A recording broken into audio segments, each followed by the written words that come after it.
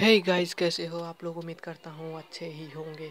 इस वीडियो में मैं बताने जा रहा हूँ इस पानी की बोतल से धुआं कैसे निकालें। ये पानी ही है दोस्तों। धुआं निकालने के लिए हमें इस पानी को फेंकना पड़ेगा।